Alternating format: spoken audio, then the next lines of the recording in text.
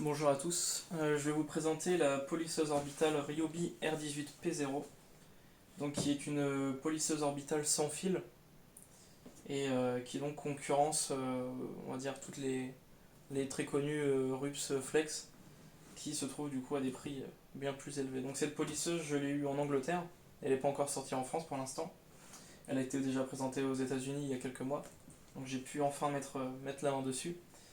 Elle m'a coûté donc, bon, je vous passe la conversion en livres, j'en ai eu pour 125 € donc sans batterie. Étant donné que j'avais déjà des appareils Ryobi, donc pour moi le souci de ne pas avoir de batterie c'était pas du tout un problème. C'était justement un avantage de ne pas avoir acheté d'autres batteries et c'est plus simple au niveau de la gestion des équipements, donc c'est vraiment un bon point pour Ryobi. Donc jusqu'à présent ils présentaient rien de semblable, il y avait une polisseuse, mais enfin une lustreuse à peine utilisable on va dire.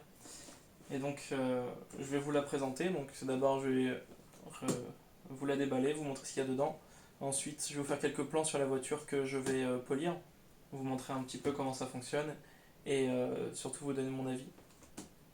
Voilà, je vais vous donner mon avis sur le produit et voir ce que ça vaut et si ça vaut vraiment le coup de s'en prendre une.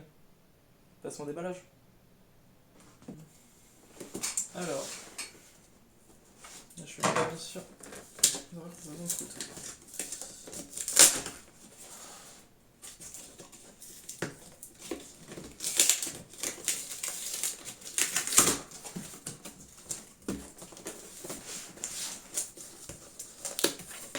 Alors,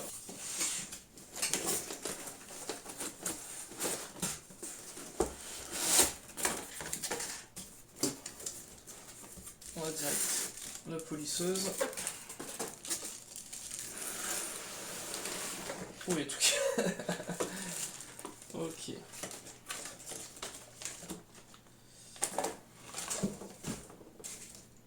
On va voir tout d'abord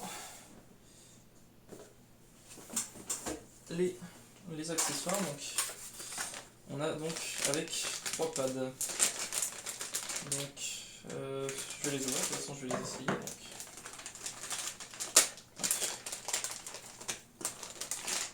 Les deux ils sont ensemble.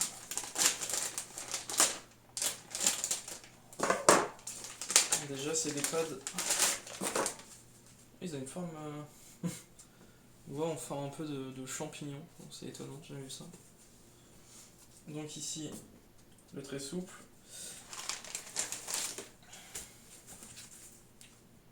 Donc lui c'est le hard, le medium, et ici c'est vraiment le très léger. Donc pour de la finition, il est vraiment, celui-là il est vraiment très costaud. Ça doit vraiment couper. Ça a vraiment coupé.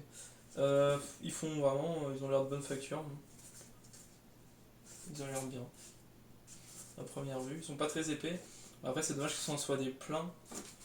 Je préfère plutôt ceux qui sont alvéolés, on va dire. Alors, donc la polisseuse. Elle est pas très lourde. Bon, j'ai vu quand il y aura la batterie, ça sera une autre histoire. Donc elle est prévue pour pouvoir être posée. Voilà, comme ça. Elle est bien stable. On a du coup un réglage du coup de vitesse. Donc ça va de 3000 à 7500 orbites par minute.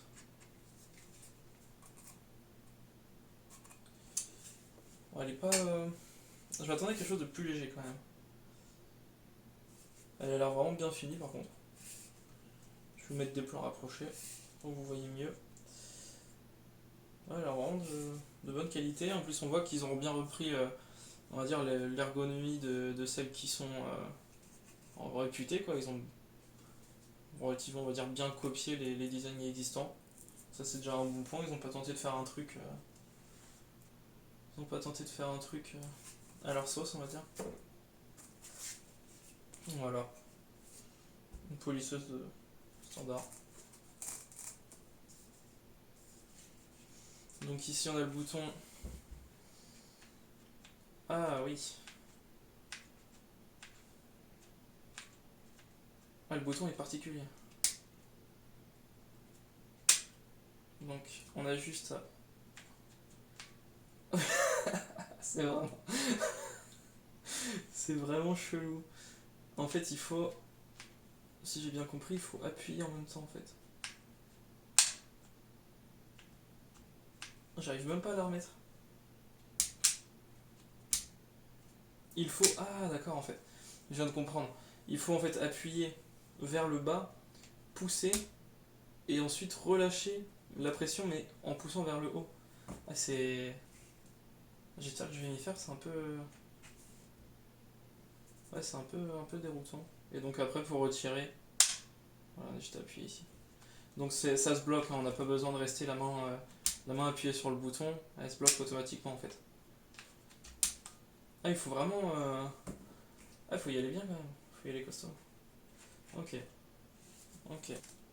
Voilà, si on reprend donc ce qui nous est inscrit dessus, c'est une police orbitale donc sur 18 volts avec du coup des pads en 125 mm, une orbite de 8 mm, donc la vitesse comme je vous l'ai dit comprise entre 3000 et 7500 orbites par minute, et elle pèse 1,8 kg, donc ce qui est relativement léger on va dire.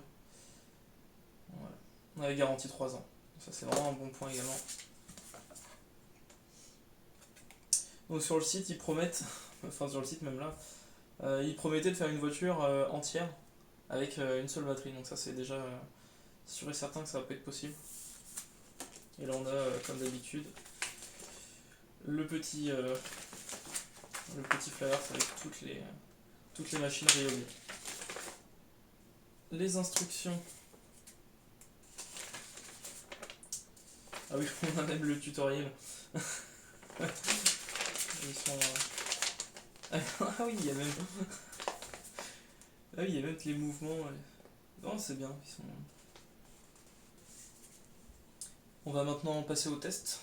Donc, je vais d'abord vous mettre des petits plans du véhicule.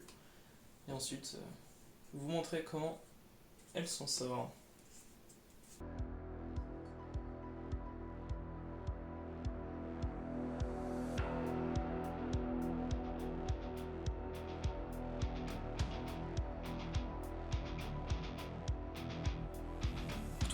De belles micro-rayons. Ici une belle rayon.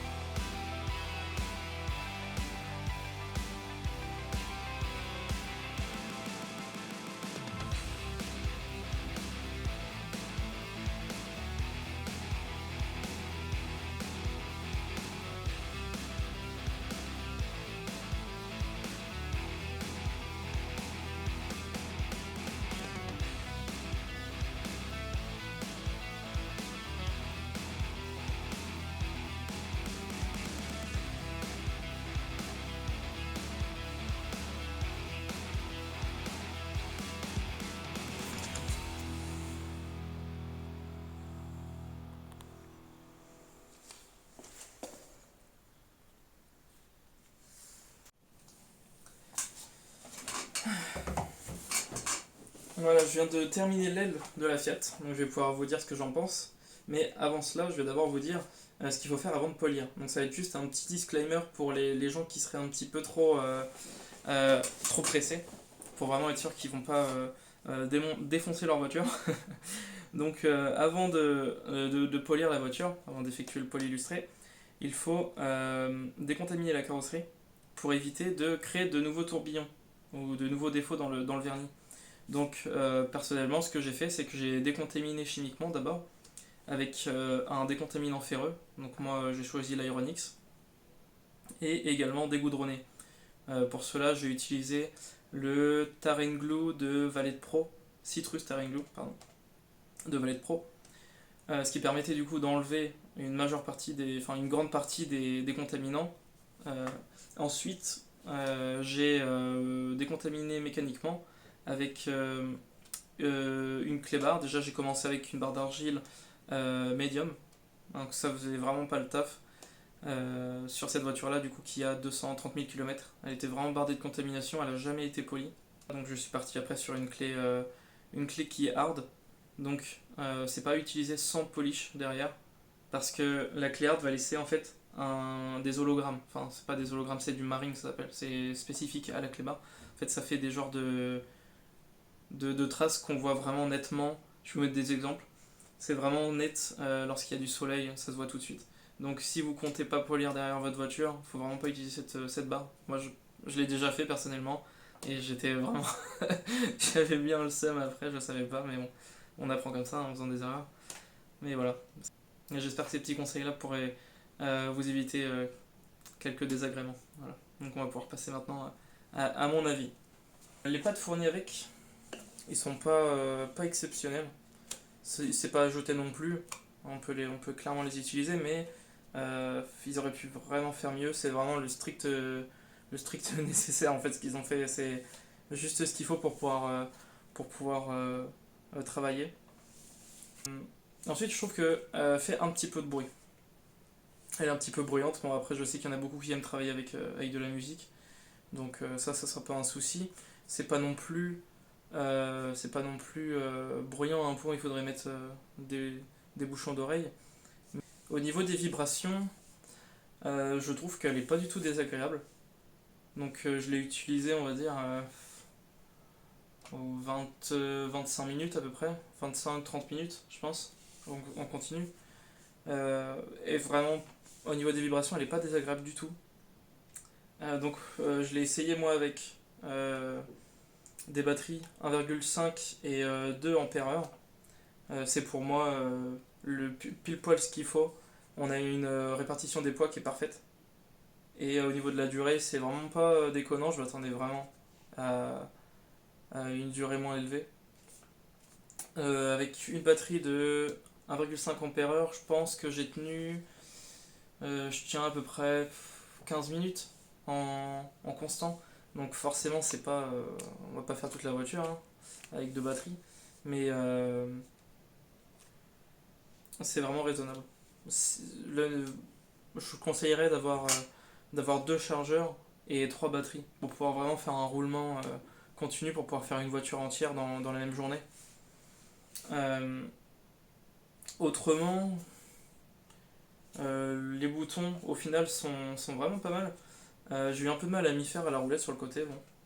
Mais le bouton de l'interrupteur de démarrage, au tout début m'avait vraiment étonné. Je trouvais vraiment qu'il était dur. En finale, euh, on s'y fait. J'ai enlevé la batterie pour pas la déclencher tout de suite.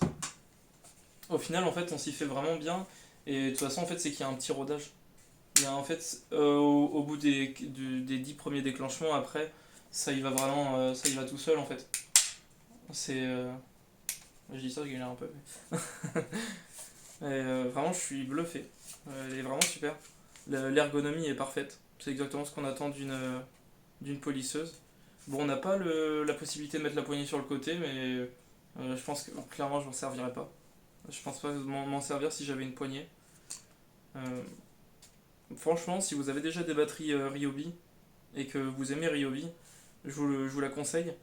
Mais uniquement pour une utilisation, on va dire, occasionnelle.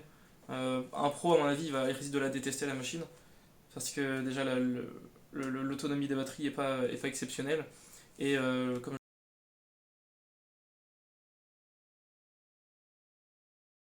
globalement, j'en suis vraiment satisfait.